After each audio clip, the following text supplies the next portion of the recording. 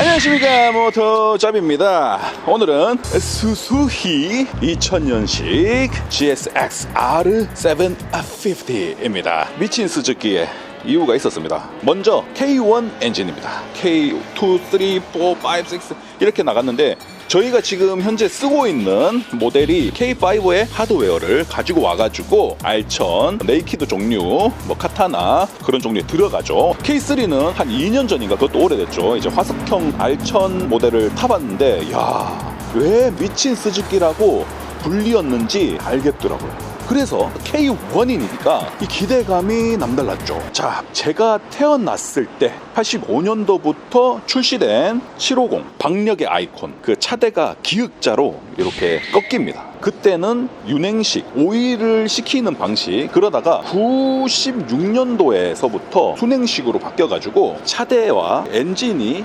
몽땅 다 바뀝니다. 또 램웨어가 들어갔던 시기이기도 하죠. 스즈키에서 처음 도입한 방식인데 생김새만 봐도 알겠죠. 전면부에 흡기를 배치했다. 그 뜻은 달리면 달릴수록 공기 흡입량이 점점 더 많아진다. 고회전에서의 부족할 수 있는 공기량을 적극적으로 가져온다 라고 생각을 하시면 되겠습니다. 차대를 굉장히 밑으로 깔아버립니다. 낮은 무게의 질량을 가지려고 설계가 된 거고, 트윈스파 방식으로 알루미늄, 그리고 리어 스윙암 또 알루미늄으로 경량화를 꾀했습니다. 그리고 엔진 자체도 금속 커버들을 마그네슘으로 대거 이렇게 투입을 합니다. 그래서 4kg나 줄이고 무려 140마력. 더 분명하게 미쳤다는 표현이 걸맞는 부분은 바로 파워 대비 무게 166kg. 그때 당시 이게 말이 안 됐거든요. 같은 시대에 출시한 모델들의 무게에 비해서 20%나 감량된 무게였거든요. 성능은 최대치로 끌어올리고 무게는 일제44보다 가장 무조건 적게 만드는 게 이 녀석들이었어요. 미쳤다 이 새끼들. 그래서 궁금했어요. 그 느낌이 어떤지 지금 바로 달려보도록 하겠습니다.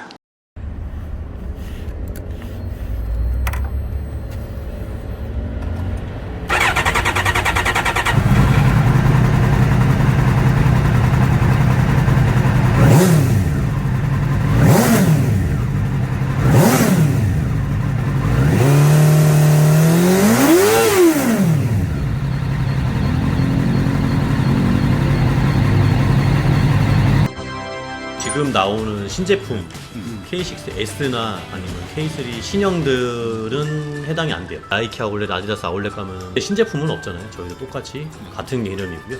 조금씩의 하자가 있는 상품들도 있어요. 근데 그런 거는 할인이 더 들어가고, 그래서 이제 50%까지 하는 거고요. 근데 대부분 하자 찾기 힘들어요. 완벽한 새 상품 정말 괜찮아요. 오케이, 사이드 스탠드 체크 잇 아웃. 아, 클러치 이거 와우. 클러치 이거 뭡니까 이거? 왜 이렇게 빡빡합니까 이거? 갑니다. 오, 뭐야 갑자기 슥 붙네. 슥 붙으니까 슥그래든가. 재미없네. 이번 개그는 망했습니다. 뭐 700cc 같습니다.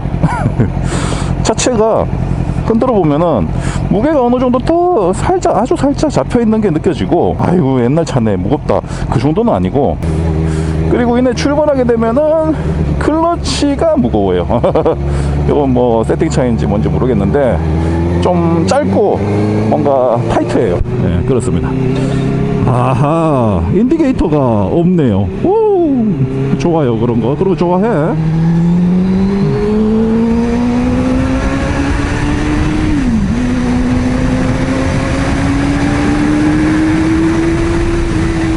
와, 이런 man. 너 이럴 줄 알았지. 네, 이럴 줄 알았지 너는. 우와, 이런 쉣. 오랜만에 닭살 돋네요. 예스. 그렇지, 날 것. 이 느낌. 기계 위에 타고 있구나. 너와 나는 다르구나. 너는 금속이고 나는 피와 살로 섞인 사람이구나를 명확하게 선을 긋는 듯한 스로틀 반응을 보여줍니다. 야, 이 감각이 다릅니다. 감각이 다르다. 요즘 전자식 스로틀과는 정말 격이 완전 달라요. 그냥 또 달려볼게요 지금은. 야, 소리가 왜 이렇게 좋냐 이거. 와, 가슴이 쿵쾅쿵쾅 바운스. 아, 그리고 동시에 진짜 계속 당기고 싶어. 스즈키 맞네. 이 녀석의 호흡도 굉장히 길어. 중특이에요, 스즈키는. 직진성 죽이네. 배기음이 난 이 도로를 지배할 테니까 알아서들 기어. 약간 이런 느낌입니다. 이런 사가지 없는 놈, 이 사가지 없는 GSX-R7S 빼뿌대마다 일상에서 쓸 수 있는 RPM을 쓰면서 달려봤는데 기대치가 있었어요. 오케이. 와, 클러치 이거 진짜 적응이 안 되네. 그냥 스즈키예요. 약간 묵직하게 맛깔나는 스즈키의 감각입니다. 그냥 다루기가 조금 더 쉽다, 약간 그런 느낌이 들고 있는데, 오히려 K1이 이렇게 부드러울 리가 있나 싶거든요. 그래서 더 파헤쳐 보도록 하겠습니다. 지금 한 3단 정도 돼요. 자, 힘은 어디서부터 올라오느냐. 즐겁다. 그냥 2500, 2000, 예, 쓱 올라옵니다. 아하. 그 다음에 7000에서 훅 올라오겠지. 훅 올라온다. 그래, 가자. 그래. 자, 7000에서부터 이제 좀 박자가 굉장히 쪼개진다는 걸 느낄 수가 있어요. 요 느낌. 거기서 하고 있어. 도로가 녹으면 그때 땡길게.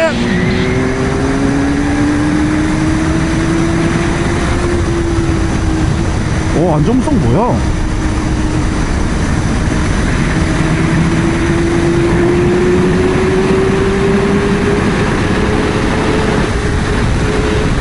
근데 조금 아쉬운 점이, 그래도 750은 750인 게 여기서 요 뒤에서 살짝 드러나요. 예. 아니, 무게가 166kg 건조 중량에다가 완전 짜릿할 줄 알았는데 K3가 진짜 짜릿했거든요. 와, 막 소스라칠 정도로, 이건 어떻게 타는 거지 싶을 정도로 그렇게 소스라쳤는데 부드러워요.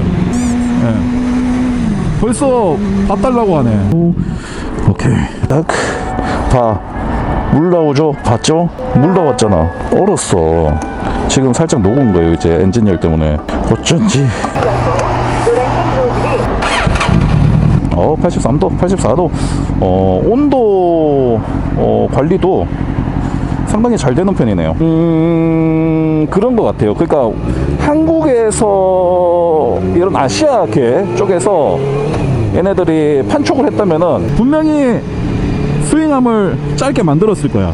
전체적으로 뭔가 미국의 그 대륙을 횡단하기에는 굉장히 편한 그런 느낌이 계속 들고 있어요. 헤드라이트부 이때부터 에어로다이나믹이 본격적으로 들어갔어요. 그 전에 모델 또 피카츄 같이 생겨가지고 에어로다이나믹을 좀 약간은 생각한 그런 느낌이 들었지만, 지금의 이 녀석의 페이스를 보면은 누워있는 이 각도가 완전 에어로다이나믹이잖아요. 서스는 도립식 96년부터 들어간 걸로 알고 있어요. 앞뒤 모두 조절식입니다. 되게 큰 용량에 오일이 들어가서 그냥 댐핑 해주겠지 라는 생각을 하고 탔는데, 의외로 디테일하게 받아주는 느낌이 굉장히 좋았어요. 굉장한 안정감을 여기서도 확실히 느낄 수가 있었고, 그리고 토끼꽃제 전작 6P에서 4P로 바뀌었고, 브레이킹 능력은 그냥 옛날 차니까 기대는 하면 안 돼요. 저도 살짝 이렇게 슥슥 잡아보고 좀 꽉 잡아보기도 했는데 무난하게 나와요. 서는구나. 여기에 더해서 앞부분의 무게 배분, 저는 잘 몰랐는데 50대 50을 실현하고 있더라고요. 그래서 앞으로 무게를 좀 더 준 게 거의 51%도 채 안 돼요. 그리고 뒷바퀴의 49%로 보시면 되거든요. 이것도 앞을 조금 준 거래요. 예술이지 않습니까? 그 뜻은 고속 안정성이 좀 좋아진다. 자, 좌우. 와, 아니 칼같이만 안 들어가고 뭔가 휙휙휙휙, 바늘이 아주 날카로운 바늘이 아니라 그 뜨개질하는 바늘 있잖아요. 약간 뭉퉁한 바늘, 나무 바늘, 그런 느낌으로 휙휙휙 잘 들어가는데. 오, 야.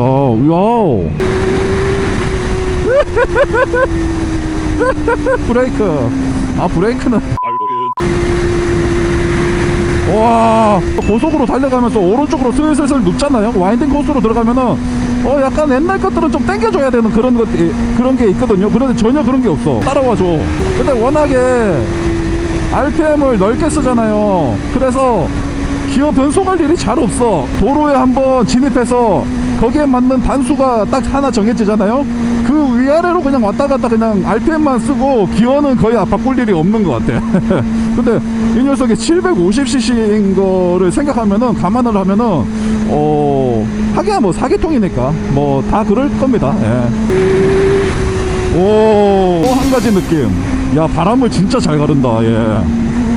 바람 가르는 게 어디서 느껴지냐면은요, 이렇게 쑥 당겼을 때 이렇게 바람뒤로 숨잖아요.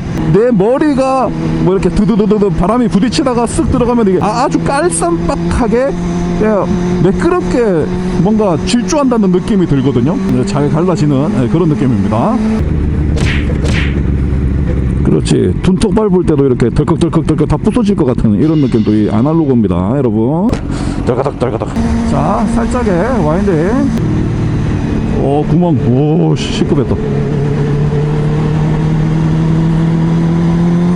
와, 소스 괜찮다. 와, 소스가 이게 언제 쪽 건데 잘 살아있네요. 사이드 미러 이렇게 고무 부츠 이렇게 해놨죠. 분명히 에어로 다이나믹의 설계가 들어가 있는 거죠. 부츠 상태도 굉장히 좋네요. 2000년대 모델답게 네모네모 이 사이드 미러의 모양을 지켜주고 있네요. 그리고 계기판 보겠습니다. 간단하게 가운데 RPM 게이지, 좌측으로 정보창, 뉴트럴, 상향등, 깜빡이, 주유등 배치가 되어 있고, 오른쪽으로는 스피드 숫자로 큼지막하게 표시되어 있습니다. 키로수, 마일리지 간단하죠. 트랙머신답게도 주유 게이지는 역장수 좋습니다. 큼지막한 퓨어 탱크 18리터. 그리고 배기음을 빼놓으면 너무 섭합니다. 4in1 방식의, 이때 당시에는 4기통은 공통입니다. 그냥 교복이 따로 정해져 있어요. 요시무라 RS3 다 이거예요.